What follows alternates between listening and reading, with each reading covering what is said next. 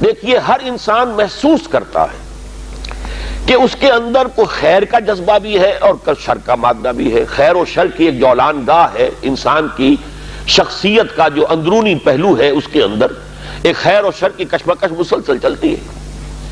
چنانچہ جدید سائیکالوجی نے بھی آپ کو معلوم ہے کہ جس کے بابا آدم اب فرائیڈ شمار ہوتے ہیں، انہوں نے انڈ اور لیبیڈو، یہ تو ہے حیوانی تقاضوں کے لیے.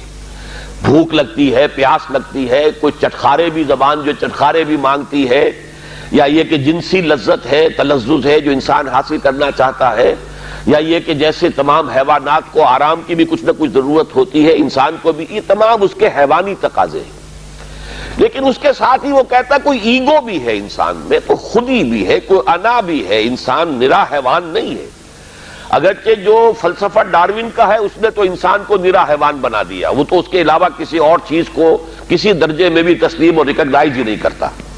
لیکن فرائیڈ کا میں کم سے کم اس درجے میں قائل ہوں کہ اس نے تو ویسے انسانی شخصیت کے 3 لیولز کو ریکگنائز کیا ہے، اور وہی 3 لیول ہے جو قرآن بیان کر رہا ہے. اگرچہ وہ جو پہلا لیول ہے اس کو تو یقیناً اس نے صحیح سمجھا ہے، لیکن دوسرے اور تیسرے لیول کو وہ صحیح طور پر آئیڈینٹیفائی نہیں کر سکا اور ایک دوسرے سے ممیز نہیں کر سکا. یعنی انڈ اور لیبیڈو یہ تو حیوانی تقاضے ہیں جس کو قرآن کہتا ہے نفس امارہ، انسان کا وہ نفس کہ جو اسے بدی کا حکم دیتا ہے. اس لیے کہ ظاہر بات ہے پیٹ کھانے کو مانگتا ہے، اسے اس سے غرض نہیں کہ حلال ہے یا حرام ہے. چٹخارا جو ہے وہ تو اپنی تسکین چاہتا ہے، اسے اس سے بحث نہیں کہ کوئی چیز جائز ہے یا ناجائز ہے. شہوت کا جذبہ جب برانگیختہ ہوتا ہے تو اسے تو اپنی تسکین چاہیے، سیکشول گریٹیفیکیشن جسے آپ کہتے ہیں، سینشول گریٹیفیکیشن. اسے اس سے بحث نہیں کہ جائز راستہ ہے یا ناجائز راستہ ہے، لہذا وہ حد اعتدال سے تجاوز کرے گا، صحیح راستے سے ہٹے گا. یہ گویا کہ اس کی سرشت کے اندر ہے. اس لیے ان نفس لامارۃ بالسوء یہ انڈ یا لیبیڈو ہو گیا. دوسرا لیول وہ کہتا ہے ایگو ہے. تیسرا وہ سپر ایگو کہتا ہے. اگرچہ قرآن مجید نے اس کے لیے 3 علیحدہ اصطلاحات استعمال کی، نفس، قلب اور روح. 3. سپر ایگو اصل میں روح ہے، لیکن وہ نہیں سمجھ پایا اس کو. اس کی ڈیفینیشن جو ہے سپر ایگو کی وہ بڑی مختلف ہے، لیکن یہ میرا اس وقت کا موضوع نہیں ہے. اس وقت میں صرف یہ چاہتا ہوں کہ ریکگنائز کریں کہ یہ انسان کے اندر 2 پہلو ہیں جن میں کشاکش ہے. ایمان مجھے روکے ہے تو کھینچے ہے مجھے کفر، کعبہ میرے پیچھے ہے کلیسا میرے آگے ہے. ہر انسان کو محسوس ہوتا ہے کہ ہے.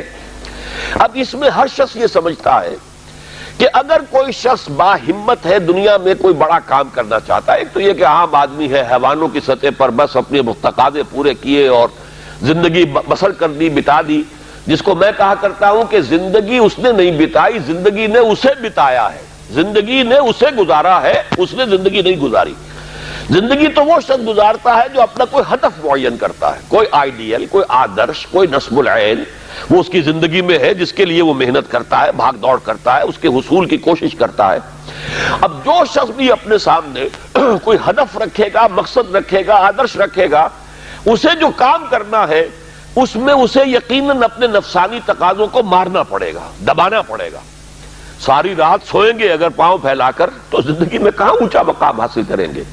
آپ انگریزی میں بھی محاورہ جانتے ہیں، burning mid night oil, mid night lamp, ساری رات آدھی رات جاگ کر کام کرتے ہیں. تبھی تو یہ کہ جو حضرت علی نے بھی کہا ہے کہ یغوث البحر من طلب العالی ومن طلب العلا سحر اللیالی. جو شخص چاہتا ہے کہ میں موتی سمندر کی تہہ میں سے نکال کر لاؤں تو اسے ظاہر بات ہے کہ اسے سمندر میں غوطہ لگانا پڑے گا. اسی طریقے سے جو زندگی میں اونچا مقام چاہتا ہے اسے راتوں کو جاگنا پڑے گا. ومن طلب العلا سحر اللیالی ومن طلب العلا من غیر قد اضاع العمر فی طلب المحالی. بغیر محنت اور کوشش کے اگر کوئی شخص چاہتا ہے کہ کوئی اونچا مقام حاصل ہو جائے تو وشفل تھنکنگ میں وہ اپنی زندگی ضائع کر بیٹھتا ہے، کوئی اونچا مقام حاصل نہیں کر سکتا. گویا کہ کوئی بھی صاحب ہمت آدمی دنیا میں کوئی کام نہیں کر سکتا جب تک کہ اپنے حیوانی تقاضوں کو ذرا دبائے نہ، قابو میں نہ رکھے، اپنے کنٹرول میں نہ رکھے. اس کے لیے لفظ ہے سیلف کنٹرول، ضبط نفس. یعنی ہمارے اندر جو ہماری خودی ہے، مانوی شخصیت ہے، میں اس وقت ایگو اور سپر ایگو ان دونوں کو جمع کر کے لفظ استعمال کر رہا ہوں. انا، یہ جو ہماری انا ہے، میں، یہ میں جو ہے یقیناً میرے اس حیوانی وجود سے علیحدہ شے ہے. جب میں کہتا ہوں میرا جسم، وہ میں کون ہے جس کا کہ یہ جسم ہے؟ وہ میں کوئی علیحدہ شے ہے نا اس سے. میری آنکھ، میرے کان، میرا سر، میرے پاؤں، میرا ہاتھ، میری ٹانگیں، یہ سب کچھ تو میرا جسم، میرا وجود. میں کون ہے؟ وہ انا ہے، وہ خودی ہے، وہ ایگو ہے، وہ سیلف ہے. تو یہ جو خودی ہے، یہ جو سیلف ہے، یہ جو انا ہے، یہ جو ایگو ہے، یہ اگر اتنا قوی نہیں ہے کہ وہ اپنے حیوانی تقاضوں کو کنٹرول میں رکھ سکے تو پھر زندگی میں کوئی بڑا کام وہ نہیں کر سکتا. پھر زندگی اسے گزار جائے گی، وہ زندگی بسر نہیں کرے گا. تو گویا کہ ضبط نفس ہر صاحب ہمت اور کسی بھی صاحب مقصد انسان کے لیے لازم ہے کہ وہ اپنے نفس کو کنٹرول کرے. اب ظاہر ہے اس کے لیے یہی کرنا پڑے گا تاکہ ہم اپنے آپ کو خوگر بنائیں، بھوک کا، پیاس کا، سختیوں کا، رات کو جاگنے کا، مشقتیں جھیلنے کا خوگر بنائیں. تو روزہ گویا کہ بالکل واضح طور پر سامنے بات آ گئی، اور یہ سب سے اونچا لیول سمجھ لیجئے جس کو ہم کہیں گے رائٹنگ آن دی وال. جیسے پانی زمین پر ہمیں بہتا ہوا دریا کا نظر آ رہا ہے، سرفیس واٹر، یہ گویا کہ اس کے مطابق سیلف کنٹرول، ضبط نفس کی ایک مشق ہے روزہ. بھوکا رہنا، پیاسا رہنا، تاکہ ہماری خودی، ہماری انا، ہمارا سیلف، ہماری ایگو، وہ ہمارے اڈ اور لیبیڈو پر، حیوانی تقاضوں پر، ان کے اوپر پوری طرح قابو یافتہ ہو. اب اس کی مثال یوں سمجھیے کہ جیسے گھوڑا اور اس پر سوار. یہ ہماری خودی یا انا یا سیلف جو ہے یہ سوار ہے، اور ہمارا یہ جسم گھوڑا ہے.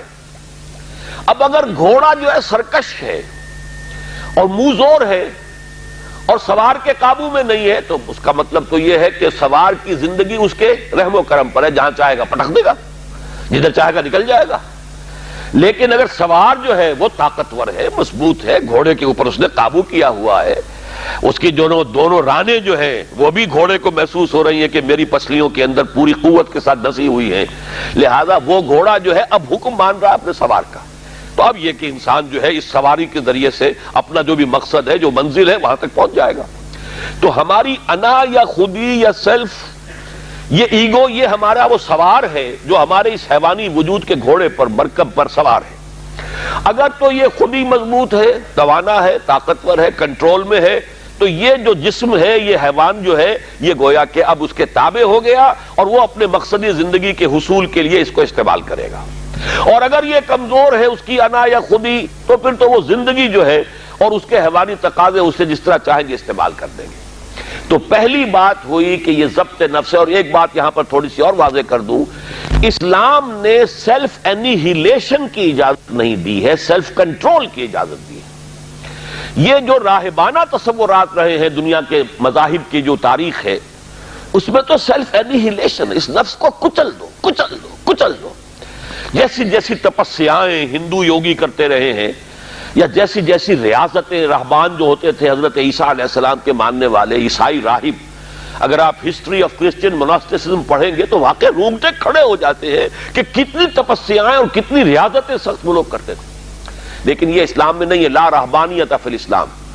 اسلام نے تو کہا یہ تمہارا وجود تمہارا گھوڑا، اسے استعمال کرو، بس تمہارا کنٹرول اس پر ہونا چاہیے، تم اس کے تابع نہ ہو جاؤ، یہ تمہارے تابع رہے. یہاں تک کہ حضور نے حضرت عبداللہ ابن عمرو بن العاص رضی اللہ تعالی عنہما، ان کی ایک حدیث بھی ہمیں آج پڑھنی ہے. حضرت عمرو بن العاص جو ہیں وہ تو بڑے سیاستدان اور جرنیل، وہ تو اور طرح کے انسان تھے مزاجی اعتبار سے، اور یہ جو ان کے بیٹے ہیں عبداللہ ابن عمرو بن العاص، یہ انتہائی زاہد و عابد، انتہائی زاہد، ہر روز روزہ اور پوری پوری رات کھڑے ہیں، نوافل پڑھ رہے ہیں. تو حضور کو جب معلوم ہوا، بلایا، یا عبداللہ اولم اخبر انک تصوم الدہر و تقوم اللیل. اے عبداللہ، مجھے تو یہ خبر دی گئی ہے کہ تم ساری رات کھڑے رہتے ہو، نماز پڑھتے ہو، نہ تمہارا سروکار اپنے گھر والوں سے ہے، نہ بیوی سے کوئی تعلق ہے، نہ کسی اور سے ہے، اور پورا ہر روز روزہ رکھتے ہو. انہوں نے عرض کیا، بلا یا رسول اللہ، حضور ایسا تو ہے، کیسے انکار کرتے؟ فرمایا لا تفعل، ہرگز مت ایسا کرو. فَإِنَّ لِنَفْسِكَ عَلَيْكَ حَقًّا. ذرا یہ حدیث کے ان الفاظ کو نوٹ، تمہارے نفس کا بھی تم پر حق ہے. اس نفس کو کچلنا نہیں ہے، اس کو کل نہیں کرنا ہے، سیلف انیہیلیشن نہیں ہے، اس کا بھی حق ہے. تو تمہارا حق ہے کہ تم اپنے نفس کو تغذیہ بھی فراہم کرو، تقویت بھی دو، اس کے تقاضے پورے کرو، اس کے لیے مناسب وقفہ آرام کا بھی رکھو، یہ نفس کے بھی حقوق ہیں۔ وَإِنَّ لِنَفْسِكَ عَلَيْكَ حَقًّا وَإِنَّ لِزَوْجِكَ عَلَيْكَ حَقًّا وَإِنَّ لِزَوْرِكَ عَلَيْكَ حَقًّا، تمہارے نفس کا بھی تم پر حق ہے، تمہاری بیوی کا تم پر حق ہے، تمہارے جو بھی آنے والے ملنے والے ہیں، وزٹرز ہیں، زیارت کرنے والے، ان کا بھی تم پر حق ہے، تو سب کا حق ادا کرنا ہے۔ تو اس نفس کا بھی حق تو ادا کرنا ہے، لیکن اسے کنٹرول میں رکھنا ہے۔ تو پہلی بات تو یہ سمجھ میں آئی کہ صوم ایز سچ، ابھی رمضان کا ہم نے کوئی تذکرہ نہیں کیا، یہ صوم جو ہے کھانا پینا کچھ عرصے کے لیے روکنا، کچھ اور اپنی خواہشات پر قدغن لگانا، یہ گویا کہ ایک ایکسرسائز کے طور پر سامنے آئی سیلف کنٹرول کے لیے۔ لیکن اس سے اگلا مرحلہ آتا ہے، اگر یہ ایکسرسائز میں نے خود معین کی ہوتی تو اس کا مسئلہ کچھ اور ہوتا، لیکن چونکہ یہ ایکسرسائز جس کا نام صوم ہے یہ اللہ نے فرض کی ہے، گویا کہ اگر میں کچھ نہیں کھا رہا ہوں تو اس لیے نہیں کھا رہا کہ اللہ کو اس کا کھانا اس وقت پسند نہیں ہے، میں اگر نہیں پی رہا ہوں تو اس لیے نہیں پی رہا کہ اللہ کی طرف سے اجازت نہیں ہے، میری منکوحہ بیوی موجود ہے لیکن میں اگر اس سے اس وقت ہم بستر نہیں ہو رہا تو اس لیے نہیں ہو رہا کہ میرے رب کا حکم نہیں ہے۔ گویا کہ اب یہاں کیا معاملہ ہوا کہ خودی کو مضبوط کرو لیکن پھر اسے خدا کے سامنے جھکا دو۔ یہ جب انسان کی خودی مضبوط ہو، پہلا مرحلہ تو یہ ہے، اگر آپ کی خودی مضبوط نہیں ہے اور ایاک نعبد و ایاک نستعین، اندر سے نفس کہہ رہا ہے کہتے رہو تم ایاک نعبد و ایاک نستعین، میں تو نہیں مانتا حکم، تم جھک بھی گئے ہو رکوع میں، تمہارا جسم تو جھکا ہے، تمہاری مانوی شخصیت تو اکڑی ہوئی کھڑی ہے، وہ جھکنے کو تیار ہی نہیں۔ وہ جو کہتے ہیں مولانا روم کہ نفس ما ہم کم طرف فرعون نیست لیکن اورا ایرا نیست، میرا نفس بھی فرعون سے کوئی کم تو نہیں ہے۔ فرعون نے کہا تھا الیس لی ملک مصر، کیا مصر کی بادشاہی میری نہیں ہے؟ وہذہ الانہار تجری من تحتی، اور یہ سارا اریگیشن سسٹم میرے کنٹرول میں، جس کو چاہوں پانی دوں، جس کو چاہوں روک دوں۔ اسی طرح میرا جسم کہتا ہے، میرے اندر کا نفس کہتا ہے یہ میرا وجود ہے، اس میں میرا حکم چلے گا، میں نہیں جانتا کیا حلال کیا حرام، کون خدا کیا اس کے احکام۔ تو یہ جو نفس کہتا ہے نفس ما ہم کم طرز فرعون نیست لیکن اورا ایرا نیست، چونکہ فرعون کے پاس لاؤ لشکر بھی تھا، اس نے ڈنکے کی چوٹ بھی کہہ دیا انا ربکم الاعلی، میرے پاس لاؤ لشکر نہیں ہے، میں کہہ تو کچھ نہیں سکتا، لیکن میرا نفس اندر سے یہی کہتا ہے کہ یہ میری اقلیم ہے، یہ میری سلطنت ہے، اس پہ میری مرضی چلے گی۔ اس حوالے سے جب تک کہ انسان کی خودی جو ہے قابو یافتہ نہیں ہے اپنے وجود پر، اس وقت تک اس کا یہ کہنا ایاک نعبد و ایاک نستعین بے معنی ہے، اس کا کوئی مفہوم ہی نہیں۔ میں اس کی مثال یہ دیا کرتا ہوں کہ فرض کیجئے شہنشاہ اکبر کا دور ہے یا شاہجہاں کا یا جہانگیر کا، اور کوئی ہندو راجا کہیں کا تھا، اس سے پہلے باغی تھا، اب وہ حاضر ہوا ہے سر اطاعت خم کرنے کے لیے، تو اس کا یہ فعل اسی وقت بامانی ہے جب اس کی اپنی حکومت اس ریاست میں قائم ہے۔ اگر معلوم ہو کہ وہ تو وہاں بغاوت ہو چکی، وہاں تو کسی اور کی حکومت ہے، اب یہ آیا ہے اطاعت قبول کرنے کے لیے، تو اس کا آنا بے معنی ہے۔ بالکل یہی ہے ہمارا، جب میرا اپنے وجود پر کنٹرول ہی نہیں تو میں کس چیز شے کو اللہ کے سامنے پیش کر رہا ہوں۔ اسلمت وجہی الیک، اللہم انی وجہت وجہی الیک واسلمت نفسی الیک، اے اللہ میں نے اپنے نفس کو تیرے سامنے جھکا دیا ہے، تیرے سامنے سرنگوں کر دیا ہے، وہ نفس تو میرا کہنا مان ہی نہیں رہا۔ تو پہلی بات تو یہ ہے کہ خود ہی اتنی طاقتور ہو کہ وہ اپنے وجود کے اوپر حکمران ہو، پھر وہ اپنی پوری شخصیت کے ساتھ اللہ کے سامنے جھکے۔ جب یہ مضبوط اور توانا خودی خدا کے سامنے اپنے آپ کو گرا دیتی ہے، بچھا دیتی ہے، اس کا نام تقویٰ ہے، اللہ کا تقویٰ۔ وہ کیفیت نفس کی جس میں ایک یوں سمجھئے وہ شخصیت جو سپلٹ نہیں ہے، جو کہ آرگینک ہول کی حیثیت سے یہ ایک شخصیت ہے، اور اس کے اندر اس کی خودی جو ہے حاکم اور حکمران ہے، وہ خودی اب اپنے آپ کو اللہ کے سامنے سرنگوں کر رہی ہے، اور اس نے اپنے آپ کو اللہ کے حوالے کر دیا ہے۔ اسلمت نفسی الیک وفوضت امری الیک واسنت ظہری الیک۔ اے اللہ، یہ رات کی دعا ہے جب حضور سوتے ہوئے دعا، جب آپ اپنا رخ کر لیتے تھے کعبے کی طرف داہنے ہاتھ کروٹ لے کر، اللہم انی وجہت وجہی الیک واسلمت نفسی الیک وفوضت امری الیک واسنت ظہری الیک، بڑی پیاری دعا ہے۔ لیکن یہ ساری چیزیں بامانی اس وقت ہوں گی جب آپ کی خودی اتنی طاقتور ہے کہ اپنے وجود پر حکمران ہے۔ تو گویا کہ ضبط نفس، لیکن اس سے آگے بڑھ کر ضبط نفس کے ساتھ اللہ کی اطاعت، اور اس کا تقوی در حقیقت یہ ہے غرض و غایت اس ریاضت یا عبادت صوم.